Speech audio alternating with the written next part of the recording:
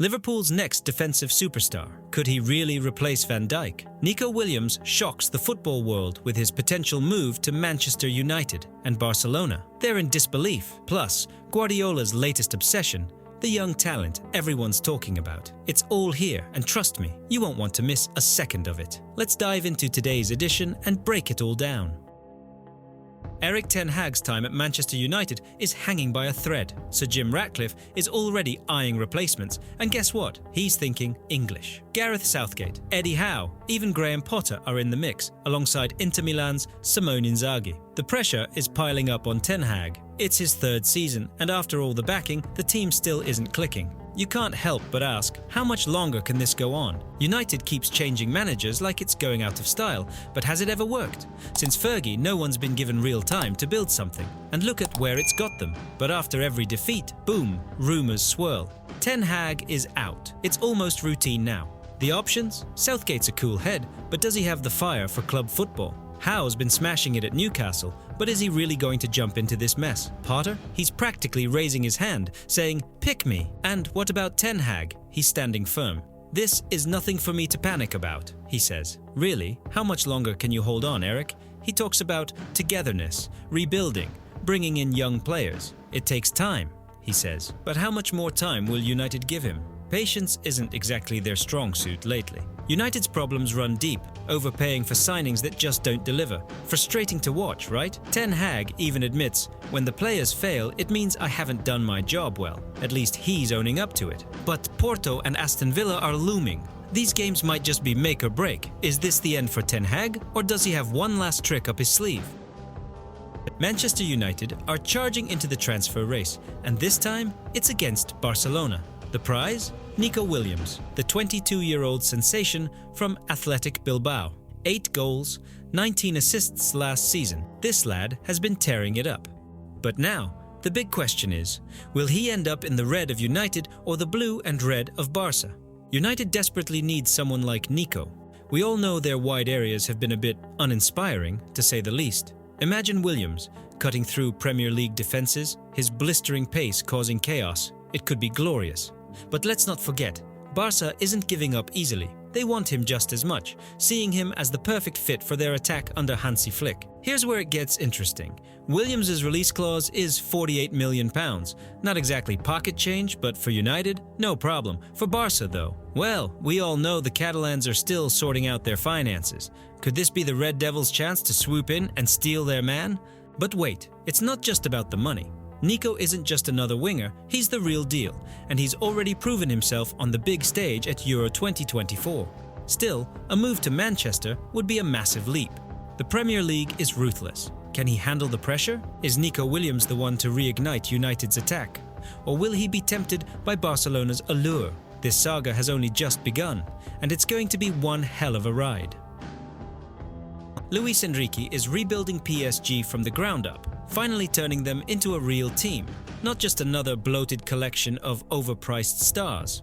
About time, right? He's been all about long-term success from the start, saying it's not just about bagging the easy League One titles. No, his real mission is to bring the Champions League trophy to Paris. But here's the twist. He might not even be there to see it happen. Sounds crazy, doesn't it?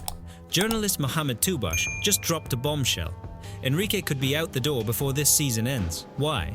Because the PSG bigwigs weren't impressed with their performance against Arsenal. Seriously? One match and they're already questioning him.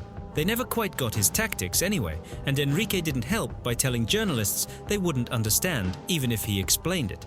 Bold move, but wow, that probably set off alarm bells with the higher-ups. The truth is, the PSG bosses expected him to already be shaking up the Champions League. Now, there's doubt. And, surprise, it might have to do with his relationship with Mbappé. Enrique's still warm towards Kylian, even though the guy's gone. But Al-Khelaifi, he despises Mbappé, especially with the lawsuit about unpaid bonuses looming. Could this be the real reason Enrique's on thin ice? Let's be honest, PSG never gives their coaches time. It's always win now or pack your bags. How can you build something with that pressure? No matter how much Enrique talks about long-term plans, PSG's bosses might pull the plug any second.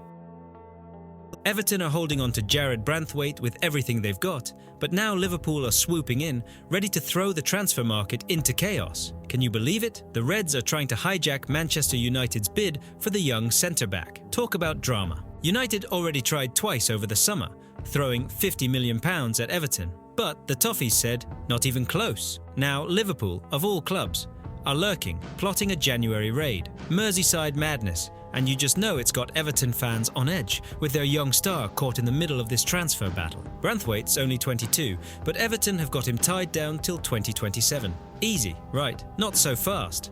Liverpool need a centre-back. We all know Van Dijk's future is uncertain. And who fits the bill better than Branthwaite? Premier League proven, English, and a solid prospect for the future. This could be Liverpool's big move to solve their defensive woes. But come on, the irony here is unreal. Liverpool and United fighting for an Everton player? Everton fans would be fuming if he swapped Goodison Park for Anfield. Can you even imagine the scenes? Still, Everton are holding strong, confident in their financial position, especially with a big takeover looming. But £70 million is a lot to ask. Will Liverpool or United pay up? Who knows? What's clear is that January's going to be explosive. So where's Branthwaite heading? To Anfield or Old Trafford? Or will Everton dig their heels in? Stay tuned. Liverpool might just be back in for Aurélien Tchouaméni. Yes, finally, after the heartbreak in 2022, when the Frenchman chose the bright lights of Madrid over Anfield, we might have another shot. And get this, Real Madrid are reportedly willing to let him go for €80 million. For a player they were so eager to steal away. Gotta love football economics, eh? Now, Madrid's midfield is stacked. Camavinga, Valverde, Bellingham. It's getting crowded. And Tchouaméni, he's not exactly the main man anymore. So, could this be Liverpool's perfect chance? It's unfinished business, plain and simple. Klopp's team was all in for him back then. Even Tchouaméni admitted Liverpool came knocking. But as soon as Madrid entered the race, he didn't hesitate. Thanks for the honesty, mate. But here's the real question. €80 million. Sure, it's a massive fee, but look at our midfield right now. We're thin.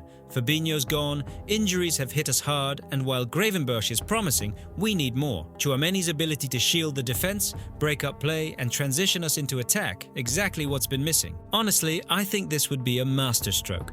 Picture him alongside McAllister and Gravenberch. That's a midfield built for dominance. Plus, he's only 24, plenty of miles left in the tank. The big dilemma, does Tchouaméni really want to swap Madrid for Merseyside? If he's looking for regular minutes and a fresh start, Anfield might just be calling.